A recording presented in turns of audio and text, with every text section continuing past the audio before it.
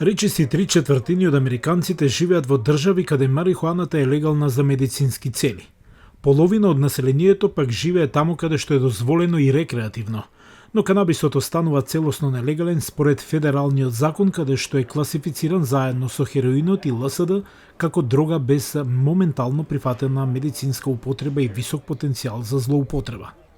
Голем број од американските гласачи кои мислат дека тоа треба да се промени, сепак канабисот би имал голема можност за претседателските кандидати Џо Бајден и Доналд Трамп, особено меѓу младите гласачи, според Скоти Смарт, кој е организатор на заедницата со групата за граѓански ангажман Проект Нова Џорџија. Многу луѓе не ја разбираат политиката. Многу луѓе не знаат како политиката влијае на нивниот секојдневен живот. Мислам дека канабисот е прашање што ги разгорува, возбудува младите да обрнат внимание. На Националниот фестивал на канабис и политичкиот самит во Вашингтон претходно овој месец, основачката Керолин Филипс вели дека ниту Бајден, ниту Трамп не дали никаков договор.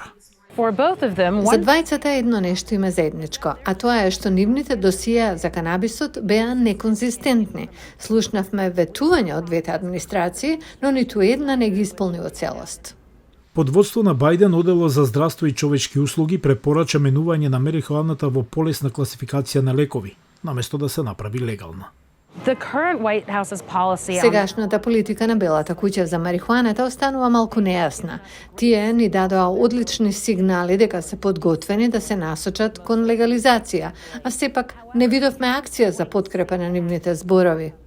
Во 2018 година тогашниот председател Трамп рече дека, цитирам, најверојатно ќе ги поддржи напорите за ставање крај на федералните забрани за марихуана и оставање на незината законитост на државите. Тој закон никогаш не излезе од Конгресот. Трамп минатата година во интервју на телевизијата Newsmax рече дека студиите покажуваат дека марихуаната, цитирам, прави значителна штета, а сепак од гледна точка на гласање, тоа е прилично популарна работа.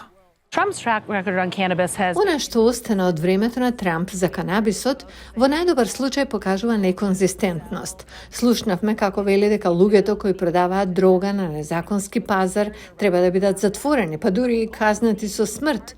Тоа е дел од пострашната реторика, но видовме и како ги помилуваат луѓето кои биле затворени поради канабис.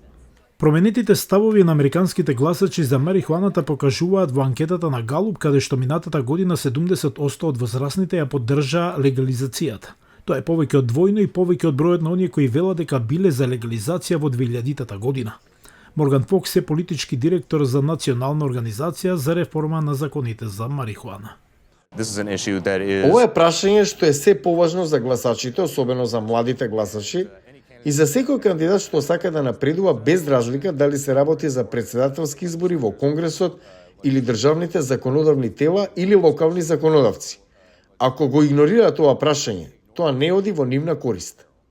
Помладите гласачи кои сакаат легализација на марихуаната се надеваат на акција од страна на администрацијата на Бајден пред изборите во ноември.